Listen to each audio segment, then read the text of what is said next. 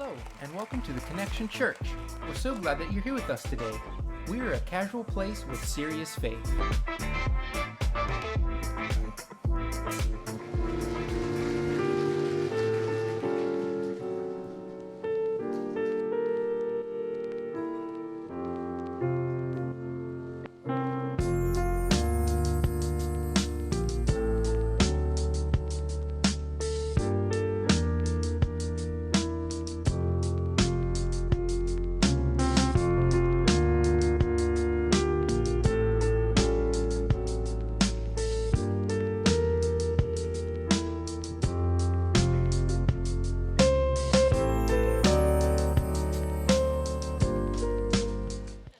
Yes, all right. So good to see you today. I am Cole Phillips, the lead pastor of the Connection Church. And I know today we've got some very special VIPs in the house. I'm talking about our first-time guests. Let's give it up for those of you who are first time here today. We are a family expecting guests every week, and so we want you to know that we hope that you find a place to call home here at the Connection Church. Also, if you were here last week, you got to hear an incredible, powerful message from Pastor Chance, our San Marcos campus pastor, and that was great about the power of joy and how to experience joy. And, it's Christmas, right? Christmas is in full effect. And back in the days before the iPhone and Instagram and Facebook, we actually had these things, these Christmas cards, right? Christmas cards that you would send from house to house. And this year, you can actually see the very first original vintage Christmas card ever created way back in 1843. And it's on display at the Dickens Museum in London. So you see the front of the card. It's got this family celebrating Christmas, people on either side who are feeding and clothing the poor, this kind of ideal Christmas card. And they printed 1,000 of these things. You could get it for a shilling, which today would be worth like $4. It'd cost $4, equivalent, which I'm thinking that means Hallmark probably had some hand in this card. But it was a fail. The first year it was a fail. It didn't really take off. And then 5 years later, they tried it again. 4.5 million Christmas cards were sent, and we're still sending Christmas cards pretty much to today. Are you still sending Christmas cards? Anybody doing that? You got Christmas cards going? Okay, I still got to do a little work on mine, I guess. But I know for me, my family, one of the traditions that my mom did, she started buying when I was in high school or middle school. She started buying these Christmas ornaments each year that she passed on to me. And then we, with our girls, Pam and I, we have bought them ornaments each year. And so now, as they're grown, just that alone is like, 40-something ornaments. All right, it's a lot of ornaments in addition to all of the other crazy ornaments. Like if we go on a trip, we'll get an ornament. And we have this tree that we bought over 20 years ago, on those after Christmas sales. We got a really nice tree. The only thing is, it's one of these green artificial trees, but it's so old school that it's this huge project. You take it and you gotta take each individual branch. Well, first you gotta sort them into branch sizes, okay, and make sure you got the right sizes. And then you put them around the tree. We kind of fluff the tree, and then I wrap the lights around each branch. I got to do this each time, and so it's this huge thing. And it's like, how many years are we going to drag out this? It still looks great. But I've always had this dream. I always wanted to get. You remember? And I know you're going to be judging me. I just know it. I can feel it. Those aluminum silver trees from back in the day, that had the color wheel. I'm talking, this was like popular before I was even born. So they're really old school. And I've always thought that would be really cool to get one of those. Well, last year we were at Target, and And so they had this really cool Christmas tree. It wasn't that exactly, but it was modern, and it was like silver black kind of tree. It looked really great, and Pam seemed to be like open to, let's do this. But she's saying, oh, Bethany, she's our youngest, and she's kind of traditional, and she'll never go for this, so well, let's try it. It's decorated so cool. So we brought it home, set it up. It took like 30 seconds. It's just like lit the whole thing, and but it wasn't Bethany that had the problem with it. It was Pam, and she could not take it because, that traditional streak. It's like, this is just weird. And so I had to move that tree into the front room and then drag out the old green Christmas tree. And, so we do 2 trees.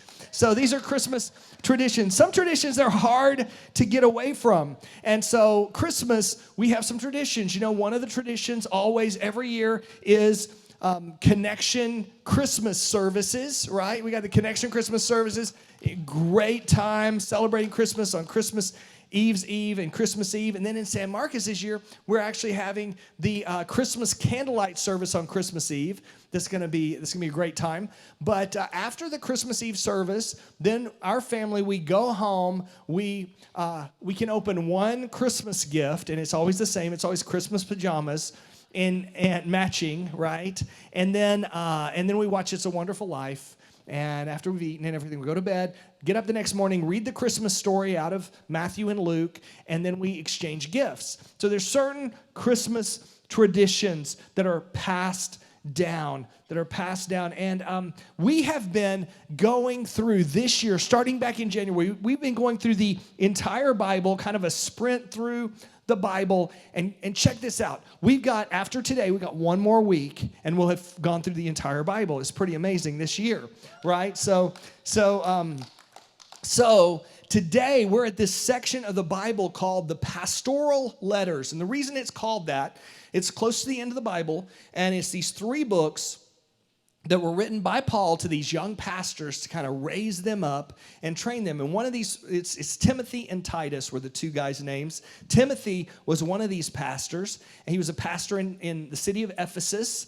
And the thing that's interesting about Timothy is he actually was raised in a Christian family, okay? He was raised in a Christian family. Maybe some of you were raised with Christian parents. So check this out, 2 Timothy 1:5. It says, Paul says, I remember your genuine faith, for you share the faith that first filled your grandmother Lois and your mother Eunice, and I know that same faith continues strong in you. And so Timothy had one of these great privileges of growing up in a strong Christian family. His mom and his grandmother were both committed followers of Jesus who taught Timothy the Bible and laid this solid foundation for his life. In 2 Timothy 3:15, Paul wrote, you have been taught the Holy Scriptures from childhood. So Timothy, not only was he taught this, it was modeled to him. And one of the greatest traditions that you can pass on in your family is a tradition of faith and trust in Jesus. That's the most important tradition that you will ever pass on to your kids. And, for a lot of families, one of the traditions that you might have is watching football, or going out and playing football in the front yard, That's a great plan too, is, you watch football, but actually make some memories and go outside and play a little football in the front yard. But I was thinking about kind of those legacy families in football. And of course, one of those families are the Mannings, right? Peyton and Eli. And they both have 2 Super Bowl rings each. And I was wondering, well, where did that come from? Well, that came from their dad was a quarterback for the New Orleans Saints, right? And so what Peyton said about his parents, he said, my parents never pressured us into playing sports, never pushed us. They encouraged us to play sports because they thought sports teaches you a lot of valuable lessons, working with teammates, taking coaching. So it was something that was definitely caught from their parents, right? They caught it. It was kind of like in their genes, in their DNA, and it was a passion of their family, even though it wasn't pressured by their parents. But it was something that they caught, that passion. And at Christmas, as we are celebrating the birth of Jesus, many times what we do, we go to the story in Matthew and in Luke. And in Matthew, as we look at the story of Jesus, Matthew chapter 1, the beginning of the New Testament, the way it starts is, it's funny, you get to the New Testament, and then all of a sudden you've got this list of like the begats, right? It's like this person begat this person, and this person begat this person. And it's really tempting, like, okay, let's get on with this. Let's get on with the story. But don't miss out on what's happening here as you look at Jesus' family tree. It's interesting as you look at Jesus' family tree because it's like they didn't just clean it up. They left the black sheep of the family in there. Sometimes you're talking about your family and you just kind of conveniently leave out, uncle, whoever, you leave them out because it's like, oh, I don't want to talk about them. But this just shows how real the Bible is. In verse 1, it says, "This is a record of the ancestors of Jesus the Messiah, a descendant of David and of Abraham. Abraham was the father of Isaac. Isaac was the father of Jacob." Now, for those of you who remember the story of Jacob, Jacob was a deceiver. He was known as the deceiver, right? And it says Jacob was the father of Judah and his brothers. Judah was the father of Perez and Zerah, whose mother was Tamar.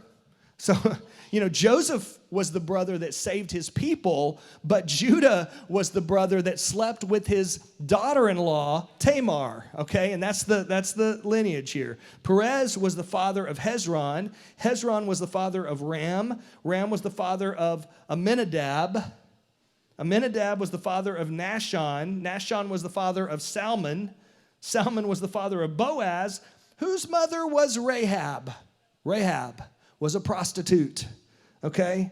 Boaz was the father of Obed, whose mother was Ruth. Obed was the father of Jesse. Jesse was the father of King David. David was the father of Solomon, whose mother was Bathsheba, the widow of Uriah. Just slipping in the reminder that Solomon was the result of an affair that David had with Bathsheba, right? And then Solomon was the father of Rehoboam. Well, who was Rehoboam? He was an oppressive king who divided the nation of Israel. And then it goes on for several more generations until it gets down to verse 16 that says, Jacob was the father of Joseph, the husband of Mary. Mary gave birth to Jesus, who is called the Messiah. So Jesus' genealogy really helps to show the whole story of God, the whole plan of God that began at the very beginning and carried all the way from the Old Testament to the New Testament. And it reminds us that all of history is really His story. His story. It's the story of God. What is that story? He is building a forever family, and He wants you to be a part of it. You can be a part of it through faith and trust in Jesus.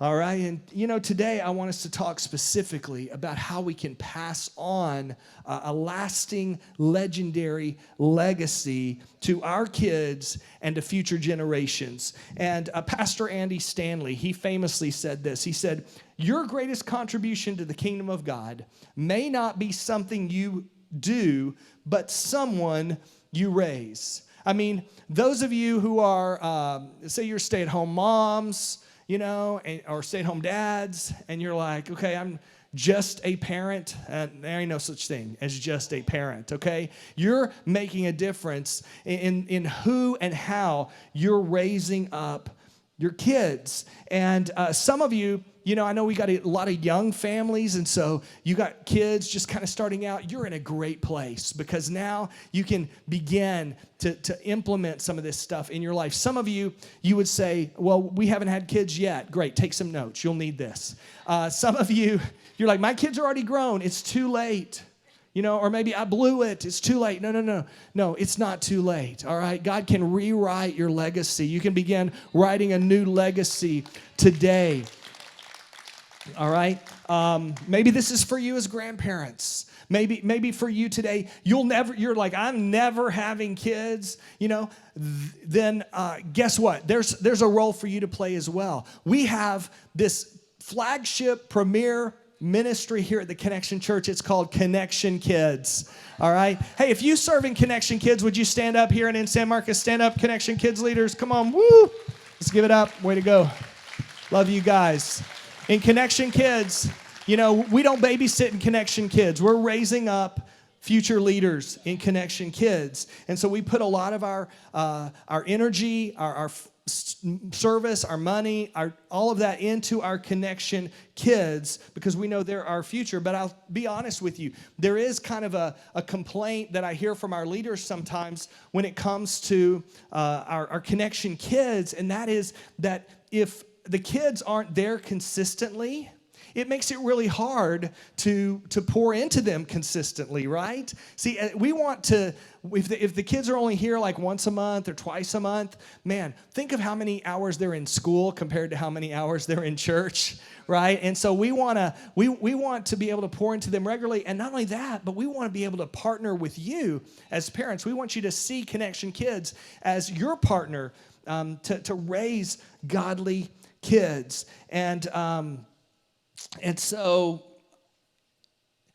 I want to tell you about a time when several years ago, actually, the kids were a lot younger. My family, we went on vacation. We went to New Mexico, and we were gonna go snow skiing in New Mexico, and we drove that whole way to get there. And then when we got to the place we were gonna ski, I had to like twist arms, and I was like, "Come on, we're gonna get out here. We're gonna ski. We're gonna have some fun."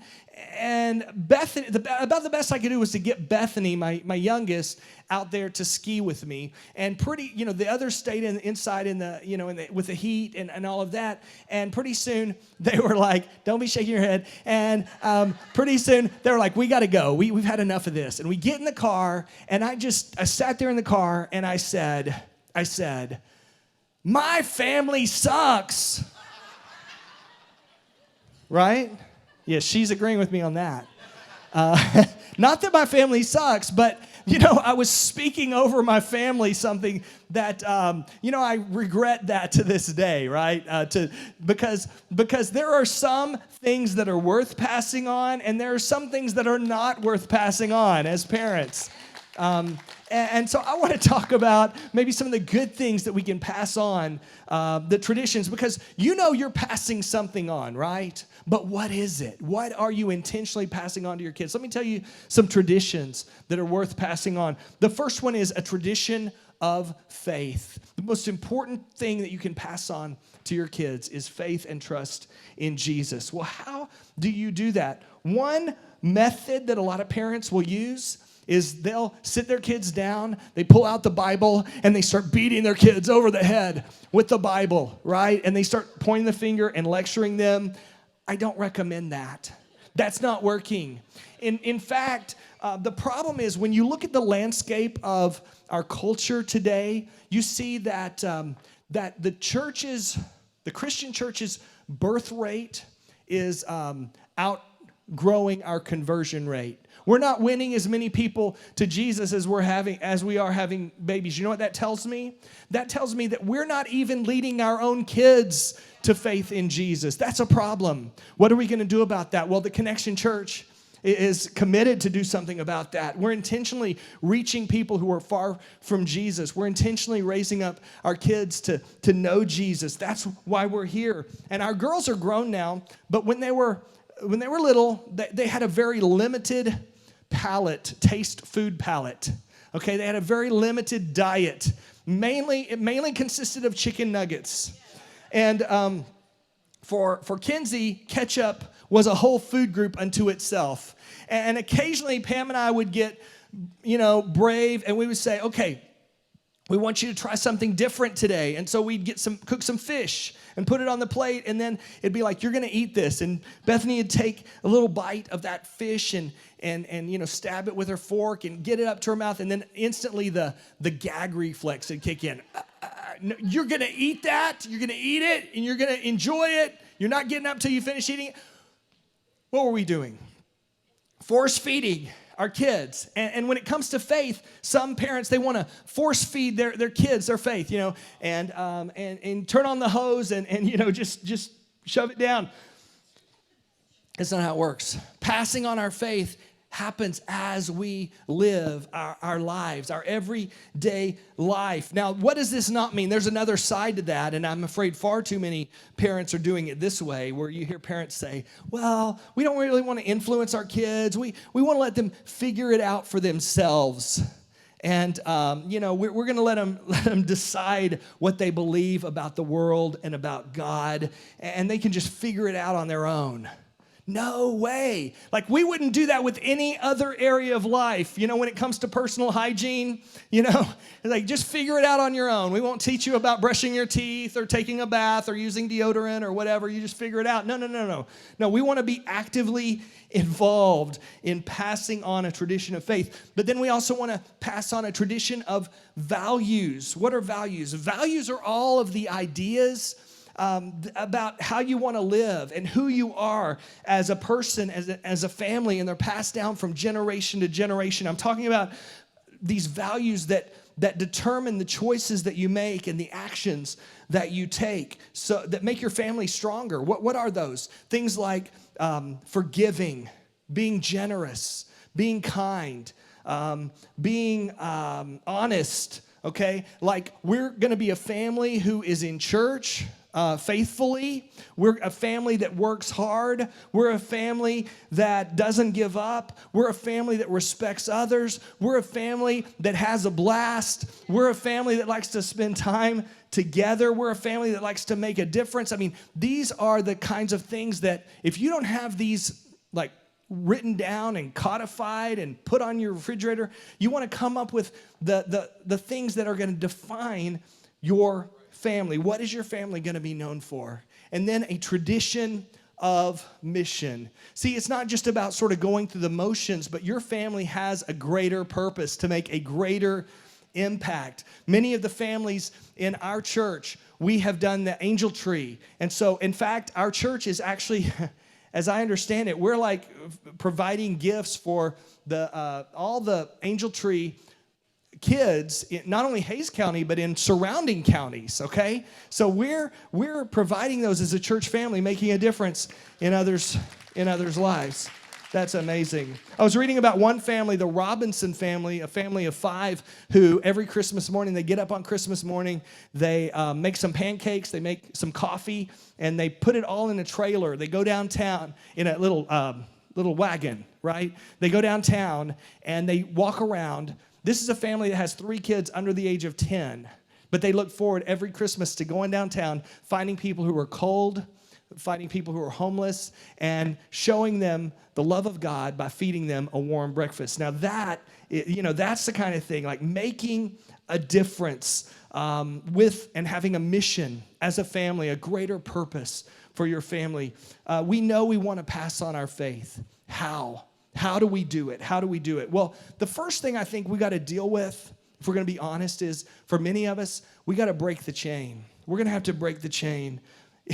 How many of you, when you were growing up, you ever said this? When I grow up, I'm never going to act like that. I'm never going to be like that. I'm never going to do that. And then what happens? You grow up, and what do? That very thing. You find yourself, I sound just like my dad. My mom used to do that same thing. She used to act that same way. Not all traditions are worth passing on, right? Some of us, today is going to be the day where we say, I'm breaking that chain. Exodus 34:7 says, this is God speaking. He says, I lavish unfailing love to 1,000 generations. I forgive iniquity, rebellion, and sin, but I do not excuse the guilty. I lay the sins of the parents upon their children and grandchildren. The entire family is affected, even children in the 3rd and 4th generations. Okay, so we know that in many families there is this tradition that has been passed on of addiction, this tradition of destructive behavior. And I came from a family where my dad was an alcoholic, and his disease eventually took his life. And I was just thinking about how many times as an elementary school kid, I would wake up in the morning, and my goal was, I had a brother that was 5 years younger than me. My goal was, I'm going to get up as quiet as I can. I'm going to wake up my brother as quiet and to have him be quiet so I can get out of the house and get him ready for school, get him to school without waking up my dad, because I didn't know what kind of dad I was going to be facing that day. And so, that was something that I have to be careful in my own life, that I break that chain, that I break that chain. And I want you to know today, because God is so good, and he says, I lavish my forgiveness and my love out on each generation, that you don't have to continue, and I don't have to continue in that same pattern, that God can break those chains in my life, and he can break those chains in your life today. All right? And I want you to know, we have this incredible ministry here at the Connection Church on Monday nights. It's called Celebrate Recovery. Come on. All right. And I'm actually going to be here tomorrow night. Occasionally I get to come and lead worship. So I look forward to seeing you at CR tomorrow night. If you want to come, you can be my guest. And I think if I have 5, I get a free Bible or something like that. I don't know how that works. But anyway, so yeah, we would love to see you tomorrow night. I'm also thinking, when it comes to this and the way that sin is passed on, and you think, man, my dad, man, my mom, the way she was, the way they acted. First, I have to believe they did the best they could. I have to believe that they were, now I'm responsible for my actions. They're responsible for their actions. But what they did was they were reacting out of their learned behavior and out of the pattern of sin from the past. And so that's why I think today it's important that we extend forgiveness as a Christmas gift to our parents today, so that you can begin to move forward in freedom, all right? So that's some of us today. But then also you got to communicate it. You got to communicate the values that you want to pass on, and you got to communicate what it is you want to pass on. If you don't say it, they may never understand, what is it that makes our family unique? What is it that makes our family different? Instead of saying, my family sucks, I could say, as for me and my house, we will serve the Lord, all right? And you want to talk about it a lot. And when God does something good and blesses your family, give him, praise and say, this is from God. Psalm 145:4 says, let each generation tell its children of your mighty acts. Let them proclaim your power. See, Christianity is not just a Sunday thing. It is an everyday of life thing. And there are teachable moments around you all the time if you just look for them and look for those open doors to talk about them, whether it's when the kids are playing Nintendo Switch, or they're at soccer practice or baseball practice or dance recital, or whether you're just chilling out at Chili's. Wherever you're at, there are these moments, these teachable moments around us all the time. If you will just look for those open doors and teach them what you've learned. It's those everyday normal conversations that we have, those things that just kind of flow out of your actions and flow out of your mouth. That's how you pass on your faith. It's when you're out taking a walk, when you get up in the morning, when you're going to bed at night, when you're having a meal, when you're at home, wherever you're at, you're just talking and working your faith into your regular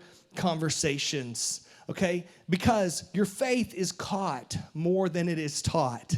They pick up how you live. Sometimes the way you live speaks more loudly than what you say, and so we got to live it out. And our kids see us. The thing about our families, the problem with this is they see us at our best, but they also see us at our worst, right? They see us, and that's okay. That's okay, because that's where it gets real, where you're willing to say, I'm sorry, and ask for forgiveness and be intentional. And I'm not saying all this to lay a bunch of guilt on you, because none of us lives it out perfectly, but it's that intentionality that we have to create those memorable moments. The good news is kids remember, and the way we remember things is we remember the highs and the lows. And so you can create some memorable snapshot moments that are teachable moments in their minds to help them hold on to these handles of faith. As parents, we have to know the way, and we have to show the way, and we have to go the way. We got to do all three. You got to know which direction you're walking, following after Jesus. You got to actually walk it. You got to go in that direction. You got to show it. You reveal it to your kids. And consistency is really the key in all of this. Consistency is the key. Listen, none of us are ever going to be completely consistent. But here's the deal. Our lives, your life is the sum total of the things that you do consistently day after day. Those things you do daily, that's what creates who you are and who you're becoming. And so when you fall, it's important that you recognize it and you ask God to pick you back up and you continue walking in the way that you should go, okay? So back in those pastoral letters in the Bible, the other guy that I was talking about, Titus, he's that other young pastor. Here's what Paul said to Titus in chapter 2, verse 7. And you yourself must be an example to them by doing good works of every kind. Let everything you do reflect the integrity and seriousness of your teaching. What's he saying? He's saying you live it out consistently, okay? When you bring them to church, but you're not living it out in your own life, they see that. And what it's really like is it's like we're growing a garden. It's like we're depositing these small seeds of faith, or we're growing these seeds, and as we grow them, what is it going to take? It's going to take consistently watering, giving them a little TLC, giving them some care, and it takes a long time for them to grow. But pretty soon you're going to see the fruit if you will consistently live out your faith day after day. Now, leaving a legacy isn't something, sometimes we think it's leaving something for people, but it's not. It's leaving something in people. It's leaving something in our children that they can then pass on to future generations. Isn't that good? In these letters, Paul is passing on his faith. And really, if you look at the church, what are we? We are the legacy of Jesus. We are his sons and daughters, and we are living out that legacy, and we're passing it along as we live out the mission that he has called us to. There was this wealthy family that was going to have a confirmation of their little baby at their house. It was this enormous mansion, and they invited all these wealthy people over for the big day where they're going to have this confirmation of this little baby. And all the family, they come in, they take their big heavy coats and their wraps and all this stuff, and they take it up to an upper bedroom, and they lay their coats on this bed upstairs. And then they're coming down, they're celebrating, they're getting ready for the big moment. And then somebody says, hey, by the way, where is the baby? And they can't find the baby. They start frantically searching the house for the baby. And someone says, oh, I remember the baby. I saw the baby sleeping on a bed upstairs. So they go upstairs and they start looking underneath the coats. Baby's fine. Don't worry. Baby's fine. But the baby was there sleeping under the coats. But the very focal point of the whole event was almost forgotten, was neglected, was nearly smothered. And when it comes to Christmas, sometimes we're in that same situation where there's so many piles of traditions and all of the activity and all the busyness. If we're not careful, you may miss the baby. We should enter into every Christmas with that thought in mind, that question in mind. Where's the baby? Where's Jesus in all of this? Because without Jesus, it's all just meaningless. It doesn't mean anything. So we want to make Jesus the focal point of our Christmas. We want to make Jesus the focal point of our family. We want to make Jesus the focal point of our very lives. Let's stand together and pray. Heavenly Father, God, today in this place, Lord, we thank you for your goodness, Lord, and thank you that you are creating a forever family, that you want us to be a part of it. You want us to pass along our faith to future generations. Help us to do that. Help us in our inconsistency to consistently live for you. And God, today, for those in this place who would say, I need Jesus as the forgiver and the leader of my life in this place, if that's you today, would you just lift your hand in the air? I want to pray with you. This is your opportunity. Don't leave this place and miss what it's all about, that it's all about Jesus. If that's you in this place, would you lift your hand? Okay. Okay. Okay. All right, I want to pray with you right now. In fact, I want to ask that you repeat after me this prayer. Just pray a prayer like this. Say, Dear Lord Jesus, I need you in my heart and my life. Thank you for giving your life for me on the cross. Today, I give you the pieces of my life. I ask that you would change me, that you would forgive me, and you would make me part of your forever family. And from now on, by the power of your Spirit, I want to follow after you. Thank you for saving me. In Jesus' name, amen. All right, awesome. You know what?